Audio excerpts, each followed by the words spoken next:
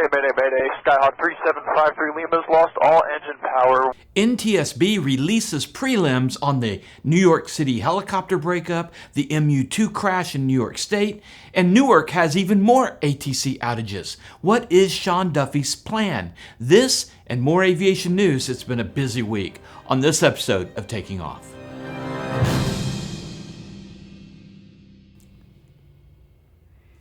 Hi, I'm Dan Milliken, and we have a lot of aviation news this week to cover. We'll talk about the proposed plan by Transportation Secretary Sean Duffy to modernize the ATC, the report by the New York Times on supposed new information about the pilot of the Black Hawk that collided with the CRJ in Washington, D.C. We'll go over the Frecce Tricolori midair crash, the just-released NTSB Prelim on the tragic crash of the Mitsubishi MU2 in central New York State. The U.S. Navy is building coral reefs with FA-18s, and a happy outcome in Santa Monica for a young pilot and his two passengers who decided to play through on a round of golf at a prestigious country club. But first, the NTSB has released the preliminary report on the tragic crash of the Bell 206L, and we'll start there. On April 10th, the Tour Helicopter crashed into the Hudson River near Jersey City, killing the pilot and a family of 5. Mostly, the preliminary report contained information we already knew. 2 new pieces are this. Witnesses described hearing loud bangs emanating from the Bell 206 Long Ranger moments before the breakup. And the ATSB show a brief climb of about 75 feet seconds before the breakup. The report centers on the breakup in midair with 3 major sections: the fuselage with the engine, the main rotor system with the transmission and roof beam structure, and the tail boom with the tail rotor. They recovered photos of the pilot right before the flight, and he was wearing computer-augmented sunglasses, which have video and audio recording capability, but the sunglasses were not recovered. There were no other video or data recording devices on the helicopter. Black boxes for these tour flights aren't required. The pilot logged 790.2 hours total time as of March 29th, 2025. 48.6 hours were in the same make and model, the Bell 206. The helicopter itself has almost 13,000 total hours of operation, and the engine has 23,305 hours of operation. This is common for these jet engines. They're incredibly reliable and built to last. The helicopter had flown 50 hours since the last inspection, and I'm working on talking to some of my helicopter expert friends, and we might do an in-depth report on this crash soon and the prelim report. Next up, Sean Duffy's big plan to revitalize the ATC and more stories. But first, a word about some reporting done on the Washington, D.C. crash that killed 67.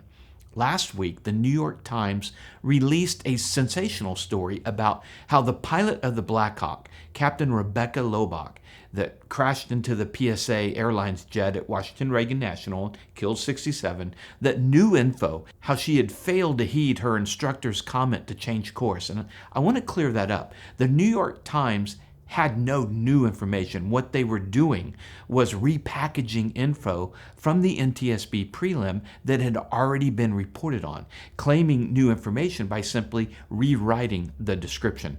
As reported on this channel and many others, when the prelim report came out, the Black Hawk cockpit voice recorder was described in detail, even by NTSB Chair Jennifer Homendy, which you can see in this report here. About 12 seconds before the crash, the instructor pilot tells Lobach that he thinks the ATC is asking them to turn left towards the east bank.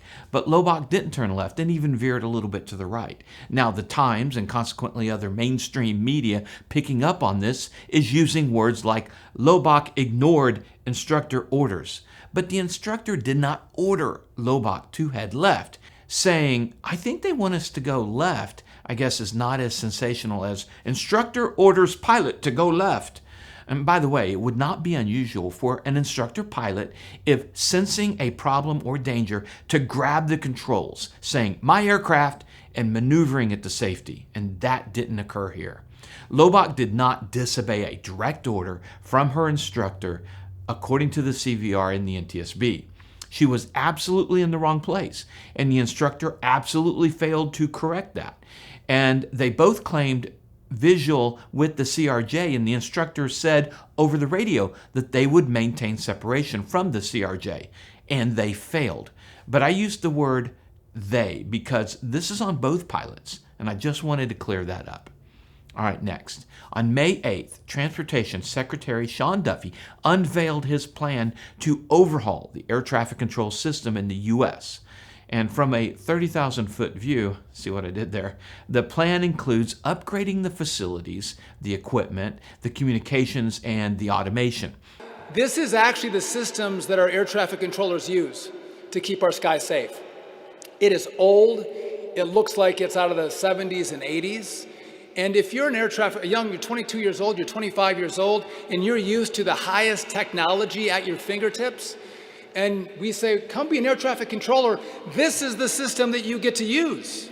Now, this comes on the heels of the outage at the Newark Regional Approach Facility of April 28th, which we covered in a recent video. Which in it, I reported that a few controllers had taken trauma leave, but asked if people could comment why on this. And most of the answers from the ATC people were that the trauma leave was really a protest leave to bring attention to the equipment issues that they're having. And that really makes sense. Another outage hit the same facility on May 9th for another 90 seconds, this time at 3:55 a.m. And in Duffy's new plan, maybe it won't take trauma leave to bring attention to this problem. Here's the details of the plan. Replacing old communication equipment at more than 4,600 sites, including 25,000 new radios, replacing outdated radar installations, adding new airports to the ground monitoring technology, building 6 new ATC centers, and these will be the first built since the 60s. Wow.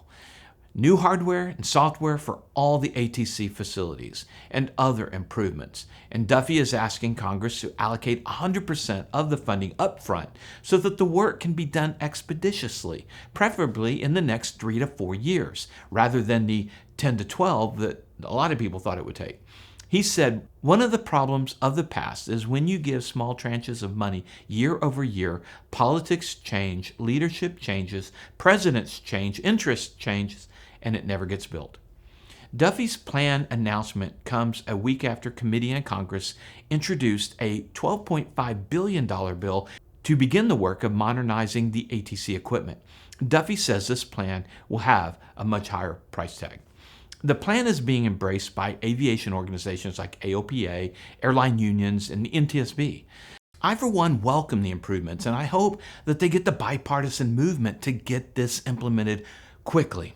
After a time in which the upgrade focus was on changing terms like cockpit to flight deck and notice to airmen to air missions, it's refreshing to get plans that include changes that can have a huge impact on safety.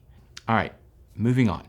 Unfortunately, the NTSB has been extremely busy so far this year. They've just released the prelim report on the MU-2B-40 crash in New York State that took 6 lives. The twin-engine high-performance airplane was in IMC with low ceilings going into Columbia County Airport and went missed on the first attempt to land on runway 3.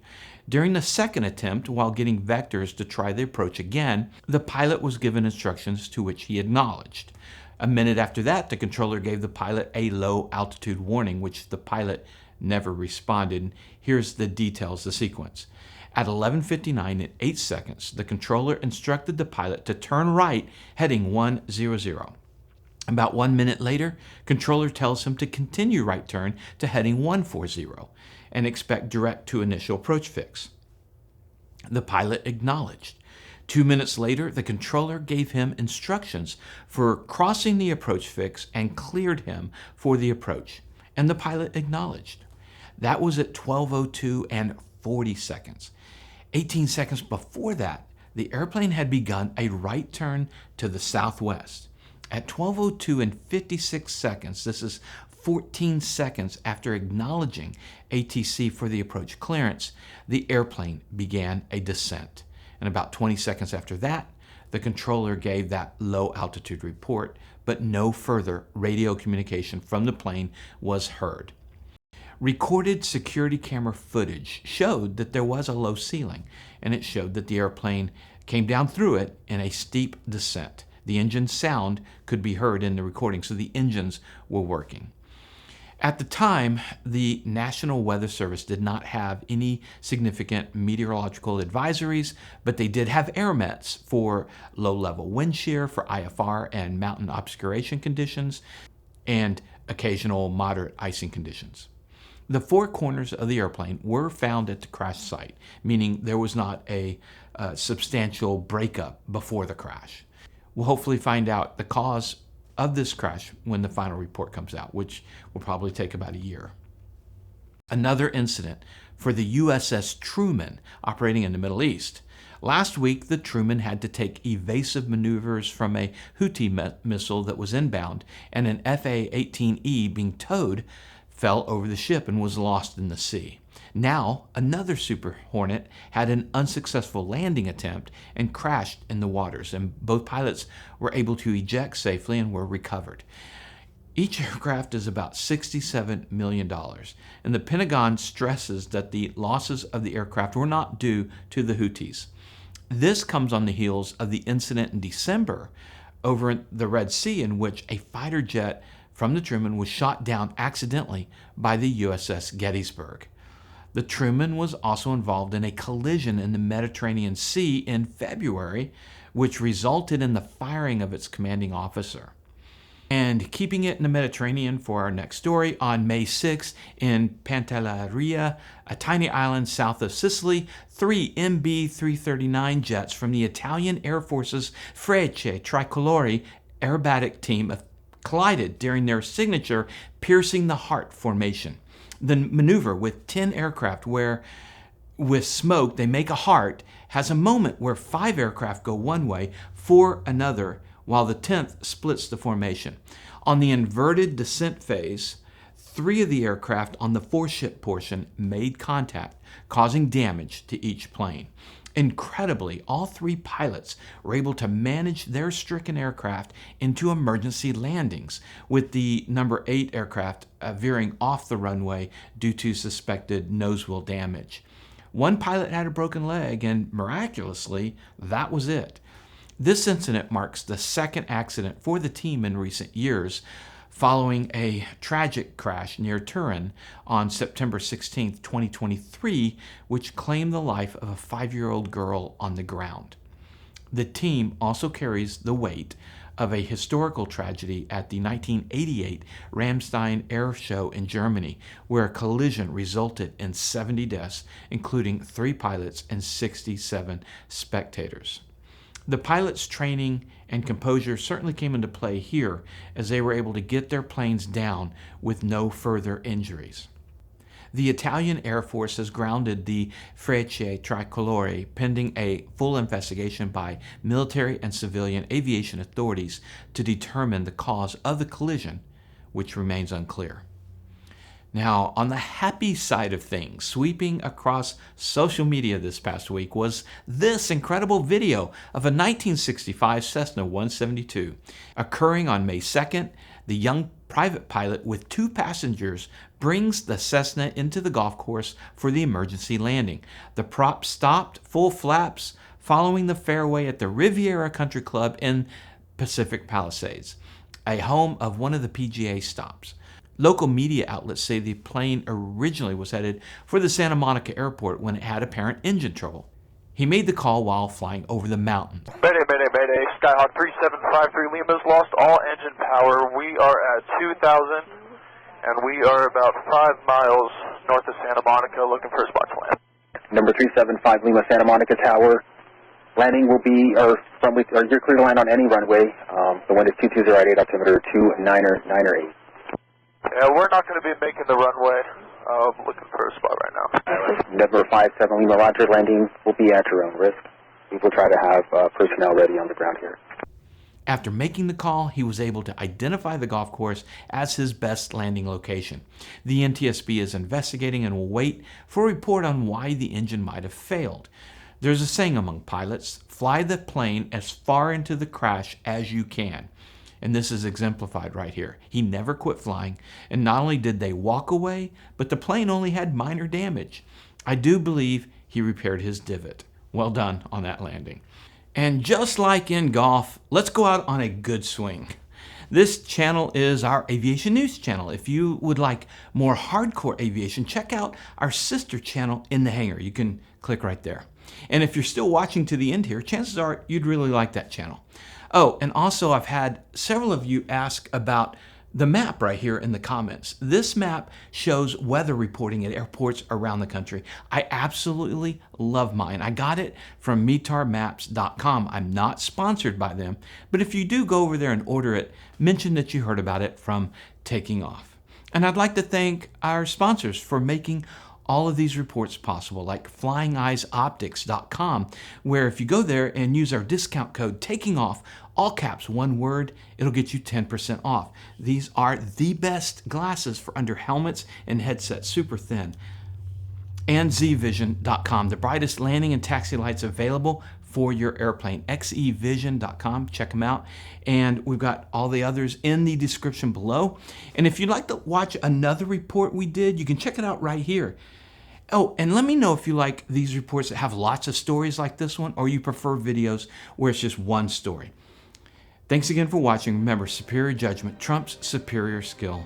Take care.